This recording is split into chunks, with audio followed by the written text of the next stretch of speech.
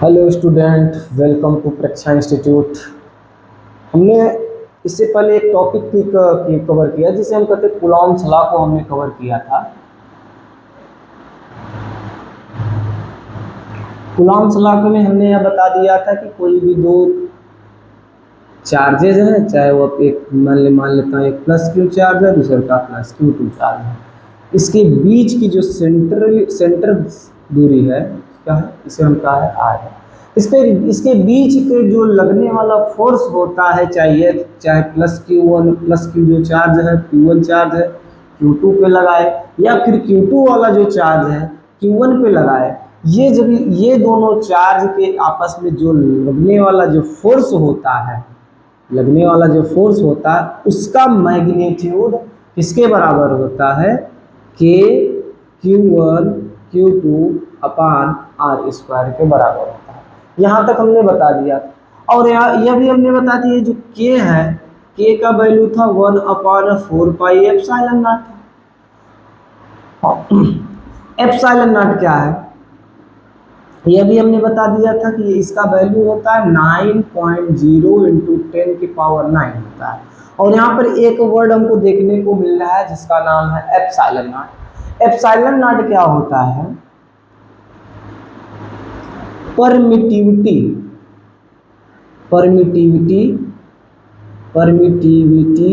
Of free space.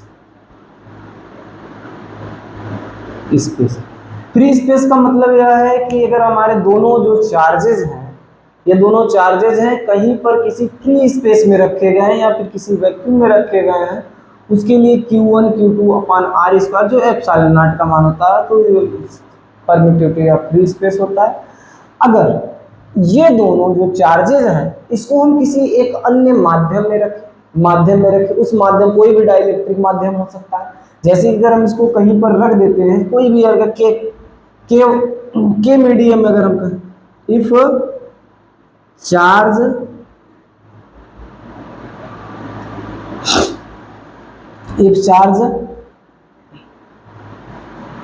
कहां पर रखे, के मीडियम में रखे। चार्ज को हमने कहां पर रखा, के मीडियम में ले जाकर के रखा। के कोई भी डाइलेक्ट्रिक मीडियम हो सकता है। तो इसके लिए हमारे के जो वैल्यू आता है, जो फोर्स का वैल्यू आता है, इसका आता है के की जो 1/4 पाई एप्सिलॉन नॉट। उसके बाद एक आ जाता है जिसका नाम है के क्या है आपका, जो परमिटिविटी ऑफ फ्री स्पेस को हमने चार्ज को फ्री स्पेस में रखे थे, अब हम किसी फ्री स्पेस में न रखकर के मीडियम में ले जा करके रखते हैं, तो वहां पर हमारा क्या आता है 1/4 पाई एप्सिलॉन नॉट। बाकी चार्जेस क्या होता है, same Q1 Q2 upon R square. ये हमारा अगर हम किसी अन्य मीडियम में, डाइलेक्ट्रिक मीडियम में ले जा करके रखते हैं, तो वहां पर इसका के आ जाता है। हम जानते हैं एयर या वैक्यूम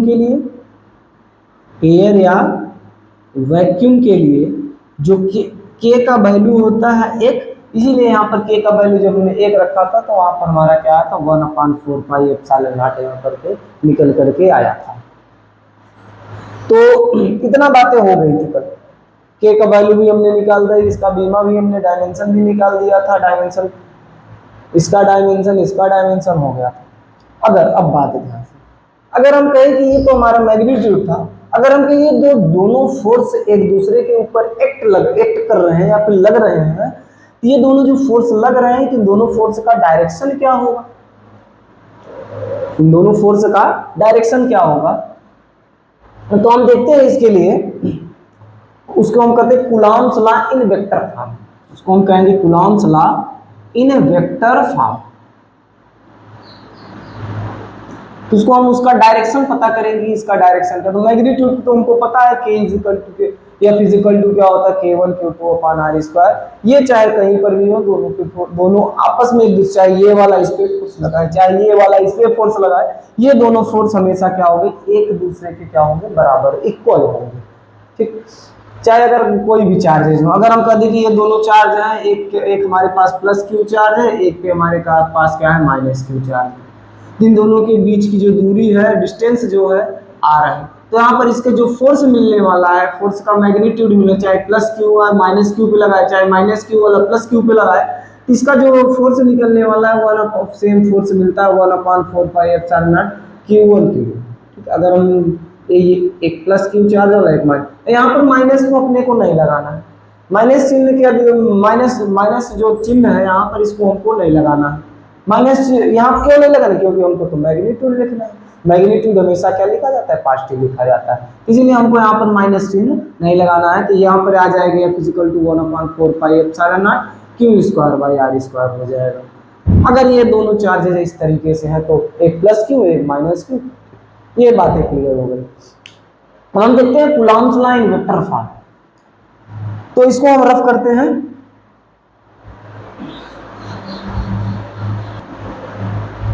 चलिए, ये Coulomb's law in vector form को हम देखते हैं। कूलॉम्स लॉ वेक्टर फॉर्म क्या है, मैं मान लेता हूं कि हमारे पास कोई दो चार्जेस है, एक चार्ज यहां पर रखा है, एक चार्ज यहां पर रखा है, इन दोनों के बीच की कुछ डिस्टेंस है, इन दोनों के बीच की कुछ डिस्टेंस है जिसे हम कहते हैं F। एक मैं मान लेता हूं यहाँ पर एक चार्ज यहाँ पर रखा गया, एक चार्ज यहाँ पर रखा है, जिसका नाम, एक का नाम रख देते हैं Q1, दूसरे के नाम दे देते हैं हम Q2। बातें क्लियर। जब अब आगे हम देखते हैं कि इन दोनों को फोर्स जो लग रहा है, ये दोनों जो फोर्स लग रहे हैं किस किस डायरेक्शन में फोर्स लग रहा है इसका, तो हम देखते हैं अगर हम Q1, ये देखो Q1 वाला जब फोर्स Q2 पे लगाएगा, ये देखो ये पॉजिटिव चार्ज, दोनों पॉजिटिव चार्ज, ये भी पॉजिटिव, ये भी पॉजिटिव मिलकर के अपना क्या होता है, रिपल्सन होता है। तो Q1 Q2 जब फोर्स लगाते हैं तो ये Q1 वाला जब Q2 को फोर्स लगाएगा तो इसका डायरेक्शन क्या होगा, आपस में इसको क्या करेगा, रिपेल करेगा। क्या करेगा, रिपेल करेगा। इसको जो फोर्स लगेगा, इसको लिखने का जो तरीका होगा, force on second due to first, इसको हम मान लेते हैं 1, इसको हम मान लेते हैं 2, force on second charge due to first charge, इसको तो हम ऐसे लिखेंगे F2 1। इसको हम कैसे लिखेंगे, force on second charge due to first charge, इसको पढ़ेंगे ऐसे। अगर ये Q2 वाला Q1 के ऊपर फोर्स लगाए, अगर Q2 वाला Q1 पे फोर्स लगाए तो इसको हम लिखेंगे force on second charge due to first charge. क्या लिखेंगे हम, force on second charge due to first charge. अच्छा, ये फोर्स हमको देखने को, जो इन दोनों के दो चार्जों के बीच जो फोर्स देखने को मिल रहा है, ये दोनों फोर्स आपस में एक दूसरे के एक ही एलान को लगा फोर्स, जो लाइन ज्वाइनिंग हो रहा है इन दोनों के बीच, दोनों चार्जों के बीच जो लाइन ज्वाइनिंग हो रहा है, ये फोर्स हमेशा एक्ट किस पे कर रहा है, ये फोर्स एक्ट कर रहा है जो जिस लाइन में दोनों चार्ज ज्वाइन हो रहे हैं उसी लाइन पे ये दोनों फोर्स एक्ट कर रहे हैं। इसको हम जब एक ही लाइन पे, जब दो फोर्स एक ही लाइन पे एक्ट करते हैं तो इसको हम क्या कहते हैं, सेंट्रल फोर्स। ये दोनों फोर्स आपस में कौन सा फोर्स कहलाएंगे, सेंट्रल फोर्स कहलाएंगे। तो हम न्यूटन इसमें और कुछ देखने को मिला, न्यूटन का तृतीय नियम, ये जो न्यूटन का तृतीय नियम, फोर्स F1, जो फोर्स F21 एक्ट कर रहा है, फोर्स F12, जो दोनों एक दूसरे के तो इक्वल हो, दोनों का चार्ज अगर एक दूसरे का, अगर हम इन दोनों को मैग्नीट्यूड की बात करें तो ये दोनों को मैग्नीट्यूड तो बड़ा, परंतु इनका डायरेक्शन क्या होगा, विपरीत होगा। तो ये हमारा न्यूटन का थर्ड लॉ भी दिखाता है, जिसे हम कहते हैं एक्शन रिएक्शन पेयर, इस पे फोर्स काम करता है। इसको हम लिखेंगे which is action reaction pair. कौन सा फोर्स लग रहा है इस पे, which is action reaction pair लग रहा है। इन दोनों का डायरेक्शन क्या है, एक्शन रिएक्शन में तो यही कहता है कि यदि हम कोई भी हमारे पास बॉडी है, उस पर हम जितना फोर्स लगाएंगे जस्ट हमारे अपोजिट वो उतना फोर्स लगाता है। इस पे भी वही तो है, Q1 जितना फोर्स Q2 पे लगा रहा है, Q2 भी जितना उतना ही फोर्स उसको में लगा रहा है। इस पे लगने वाला जो फोर्स होगा, दोनों का तो मैग्नीट्यूड सेम होगा। अगर दोनों की मैग्नीट्यूड की अगर हम बात करें, F21 vector F21 vector F12, दोनों का मैग्नीट्यूड क्या है, सेम है। यहाँ पर लिखेंगे, बट मैग्नीट्यूड क्या लिखने की कोई जरूरत भी नहीं है, दिखाई भी दे रहा है। क्या होगा, F21 F12, इन दोनों का मैग्नीट्यूड क्या है, सेम हमको दिखाई दे रहा है। परंतु अगर हम देखें, अगर ये जो फोर्स ये एक्ट कैसे कर रहा है, तो यहाँ पर लिखेंगे which is action reaction pair, यहाँ पर लिखेंगे but along the line joining, यहाँ पर लिखेंगे बट कैसे लग रहा है, but along the line joining, क्या कह रहा है, but along the line joining two forces, कैसे काम कर रहा है, but along the lining joining two forces. इस फोर्सेस को ही हम कहते हैं, जो फोर्सेस लग रहे हैं, दोनों फोर्स आपस में लग रहे हैं, इस फोर्सेस को, इस फोर्स जो लग रहा है, इसी फोर्स को हम कहते हैं सेंट्रल फोर्स कहते हैं। इस फोर्स को ही हम क्या कह देते हैं, सेंट्रल फोर्स कहते हैं। बातें क्लियर। जब हम यह भी जानते भी हैं कि जब कोई दो फोर्स आपस में एक ही लाइन पे ज्वाइन होकर के फोर्स एक्ट हो रहे हो, उस फोर्स को हम क्या कहते हैं, सेंट्रल फोर्स कहते हैं। तो ये हमारा कैसा फोर्स देखने को मिला, ये तो हमारा एक्शन रिएक्शन फोर्स है, जो हमारा एक्शन रिएक्शन फोर्स पेयर, और उसके बाद उस फोर्स का एक और नाम क्या है, ये सेंट्रल फोर्स। इस फोर्स का नाम क्या है, सेंट्रल फोर्स है। बात है क्लियर। इन दोनों का डायरेक्शन भी हमको पता चल गया कि कितना, इसका अगर हमको डायरेक्शन क्या लगा, अगर हम देखें तो लिखेंगे हम यहां पर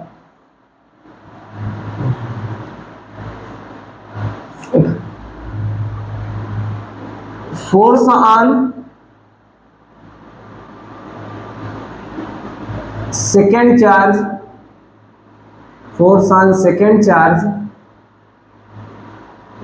due to first charge, due to first charge. तो यहां पर हम लेंगे जो फोर्स लग रहा है F21, कौन सा फोर्स, F21, फर्स्ट पे दूसरे पर पहले का प्रभाव जो पड़ रहा है, जो फोर्स लग रहा है, उसको हम लिखेंगे वेक्टर F12 1/4 पाई एप्सिलॉन को कुछ समय के लिए K रखते हैं। कौन सा फोर्स लगा, Q1 Q2 upon R square, और उसके साथ साथ आएगा आपका R कैप। क्या आएगा, R कैप। R कैप क्या है, अब R कैप एक क्या है, यूनिट वेक्टर की तरह कार्य करता है।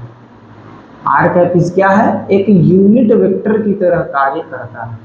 यूनिट वेक्टर क्या है, एक डायरेक्शन को शो कराता है। जैसे कि अगर हम कह देंगे कि Q ये दिखाएगा, इसे कुछ इस तरीके से दिखाएगा, जो कौन सा दिखाए, कुछ इस तरीके से, जो R कैप ये रिएक्ट कर रहा है, कैसे कार्य कर रहा है, पहले से जा करके दूसरे की ओर जा रहा है। कैसे जा रहा है, एक जो हमारा चार्ज फर्स्ट से जा करके सेकेंड की ओर जा रहा है, यह शो कराता है। और अगर हम वही चीज दूसरे की बात करते हैं, कुछ इस तरीके से जाएगा, R cap is equal to 2, जैसे दूसरे से हो करके पहले पे जाएगा। ये क्या है, एक यूनिक डायरेक्शन को शो कराता है कि जो हमारा, अगर हम पहले का लिखेंगे तो यहाँ पर R12 लिखेंगे, R12। अच्छा, हम जानते भी हैं कि यदि किसी वेक्टर ए कैप का, अगर हमारे पास कोई यूनिट वेक्टर है ए कैप, अगर उसका हम निकालें तो वेक्टर इसका अगर हम वैल्यू जानते हैं, इसका फार्मूला हम जानते हैं, vector A cap is equal to क्या होता है, vector A upon mod of vector A होता है। मतलब कि उसका जो वेक्टर है, उस वेक्टर का डायरेक्शन अपान उस वेक्टर का मैग्नीट्यूड से हम क्या कर देते हैं, तो उसका जब भाग लगा देते हैं तो हमारा क्या निकल जाता है, ए कैप निकल जाता है, उसका यूनिट वेक्टर निकल जाता है। तो सिमिलरली उसी प्रकार हम रखेंगे F12 equal to K Q1 Q2 upon R square होगा, और उसके साथ साथ क्या आ जाएगा, R कैप की जगह हमारा क्या आ जाएगा, R कैप की जगह आएगा वेक्टर R, क्या आ जाएगा, वेक्टर R, और उसके साथ साथ मॉड ऑफ वेक्टर। ठीक है, तो हम यहाँ पर लिखेंगे F21 equal to K Q1 Q2 upon R square, और ये यहाँ पर ये मिलेगा, तो यहाँ पर क्या हो जाएगा, R क्यूब। क्यों मिलेगा, अच्छा यहाँ पर हम देखते हैं, ये भी हम वेक्टर लगा दिए थे, हमने डायरेक्शन लिखा 1 से 2 की ओर, तो हम यहाँ पर 1 से 2 की ओर लिख सकते हैं। परंतु ये जो हमारा ये 1 से 2 की ओर जा रहा है, तो ये तो हमारा मैग्नीट्यूड है, यहाँ पर 1 2 लिखने की कोई जरूरत नहीं। तो हम क्या करेंगे, इसका मल्टीप्लाई कर देंगे, तो हमारा क्या आ जाएगा, इसका आंसर आ जाएगा। क्लियर। जब हम क्या कर रहे हैं, force on second charge due to first charge, बातें क्लियर। सिमिलरली उसी प्रकार हमारा जब हम force on first charge due to second charge, तो लिखेंगे हम यहाँ पर थोड़ा सा, यहाँ पर हम जगह बनाते हैं, तो यहाँ पर लिखेंगे फोर्स ऑन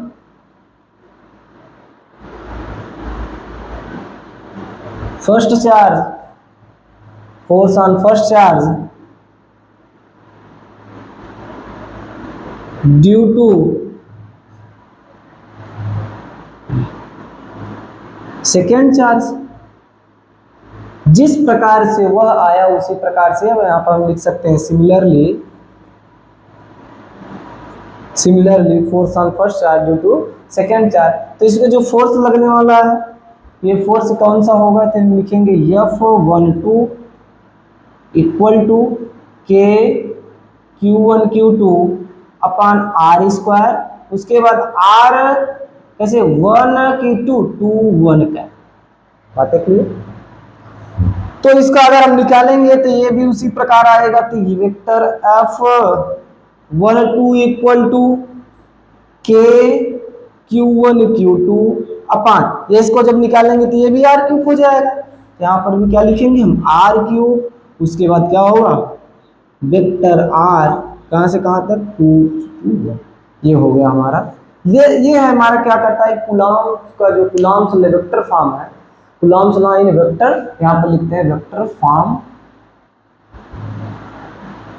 तो हमको देखने को क्या मिला कि जो हमारा एक निश्चित डायरेक्शन है, एक जो हमारा डायरेक्शन है उस डायरेक्शन को यह शो करना, आते थे।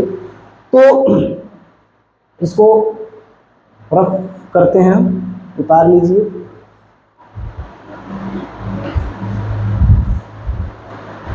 जी हाँ, हमने इतना देखा कि जो हमारे पास फोर्स आया देखने को मिला वह F equal to 1/4 Q1 Q2 R square.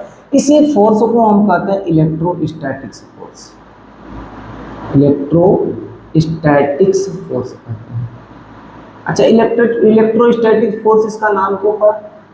नाम इसलिए पड़ा कि जो हमारा जो चार्ज है एक दूसरे को जो फोर्स लगा रहे हैं एक दूसरे के ऊपर, वो फोर्स हमेशा एक जगह रुक करके ही एक्ट कर रहे हैं, इसीलिए इसका नाम पड़ गया है इलेक्ट्रोस्टैटिक्स फोर्स। इसके कुछ हमने समय बचाने के लिए कुछ इसके नोटवर्दी पॉइंट लिख लिया है, इसको आप लोग लिख लीजिए। इसका क्या पहला क्या कह रहा है, इलेक्ट्रोस्टैटिक फोर्स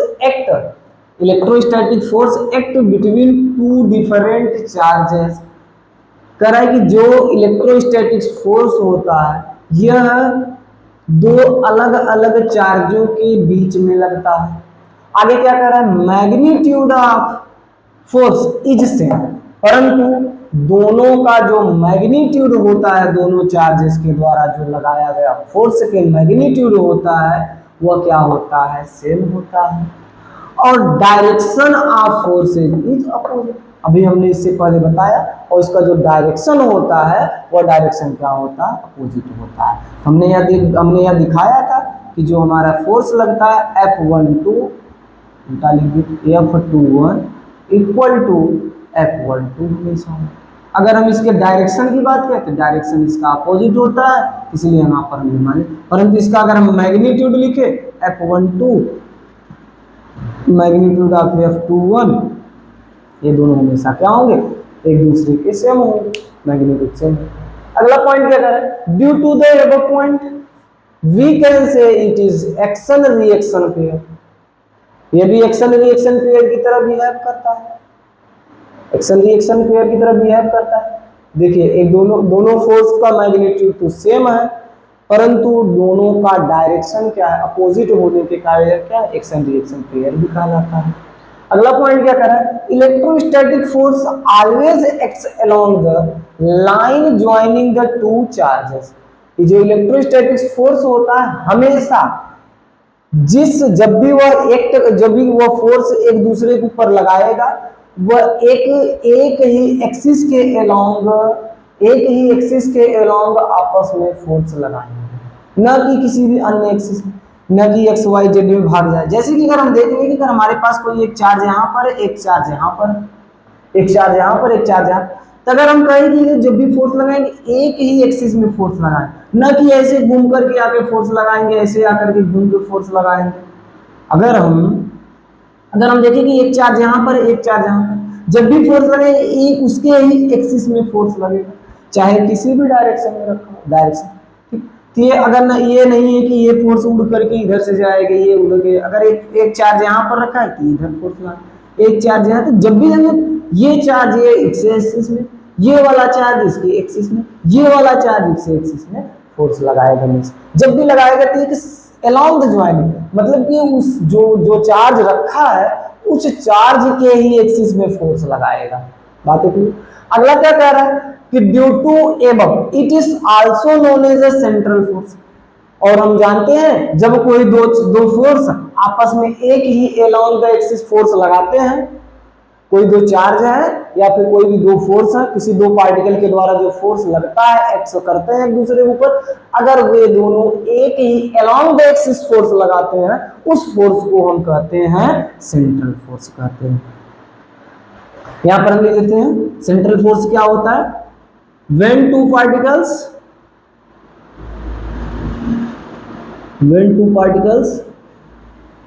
act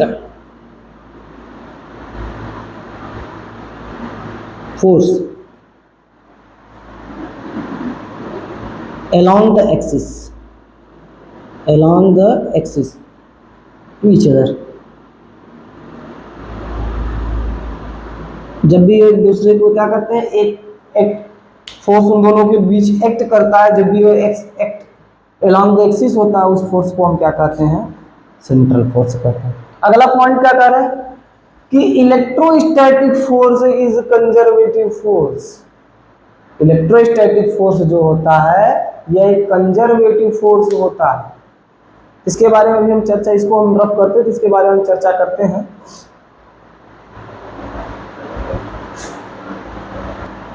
जी हाँ, देखिए अब हम बात करें थे electrostatic force is conservative force.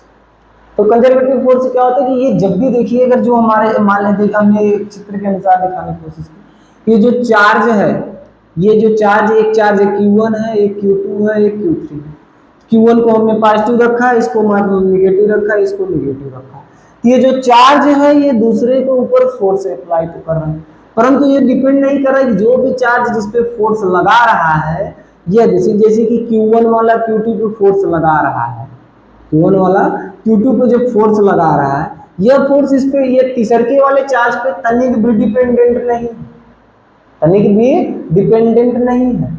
तो यहाँ पर हम लिख सकते हैं कि जो, इसीलिए क्या है, ये कंजर्वेटिव है। ये वाला जो फोर्स F12 इंडिपेंडेंट है। क्या है? इंडिपेंडेंट है। क्या है? इंडिपेंडेंट है। इंडिपेंडेंट किससे? आप Q3 से, आप Q3 से। उसी प्रकार ये जो फोर्स है, ये वाला जो फोर्स है F13, कौन सा फोर्स? F13, यह भी इंडिपेंडेंट है, इससे कोई किसी से मतलब नहीं रखेगा।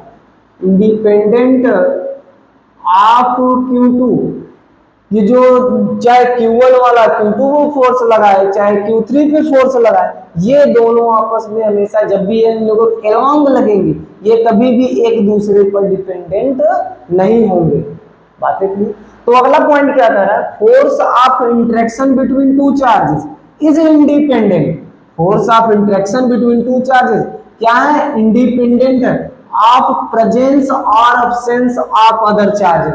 उससे एक जो पहला चार्ज है, इस पे इससे कोई मतलब नहीं है कि वह आकर के इस पे फोर्स लगा रहा है, Q1 इस पे किसी और पे फोर्स लगा रहा है या नहीं लगा रहा है, उससे कोई मतलब नहीं है। बस केवल मतलब उससे है कि वह किस पे इस समय जो उसके सामने जो प्रेजेंस है उसके एक्सिस में, उस पे कितना फोर्स लगा, बस उससे वह उतना ही मतलब रखेगा। बात क्लियर? तो कह रहा है net electrostatic force dependent on medium. कह रहा है कि इसका जो नेट इलेक्ट्रिक फोर्स है वह क्या कर रहा है, इस पे या किस पे डिपेंडेंट होता है? केवल उस कौन से मीडियम में दोनों चार्ज रखे गए हैं, केवल उस पर डिपेंड करता है, न कि उसके क्या कहते हैं वो किस पाथ पे उसका फोर्स लग रहा है उस पर डिपेंडेंट करते हैं। बातें क्लियर। इसमें एक छोटा सा क्वेश्चन होता है। क्वेश्चन क्या है,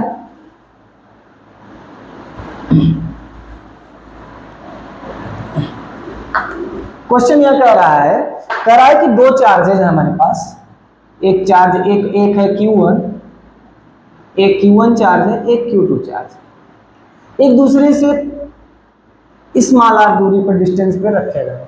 जब स्मॉल आर डिस्टेंस पे रखा है, कह रहा है कि इन दोनों के बीच जो फोर्स लग रहा है, जो इन दोनों के बीच जो फोर्स लग रहा है वो उसका मिनिमम पॉसिबल फोर्स कितना होगा, मिनिमम पॉसिबल फोर्स कितना होगा इसका। तो देखिए अगर हम इन दोनों के फोर्स की मैग्नीट्यूड की बात करें तो यह फिजिकल टू कितना होगा, के Q1 Q2 upon R square होगा, के Q1 Q2 upon R square होगा।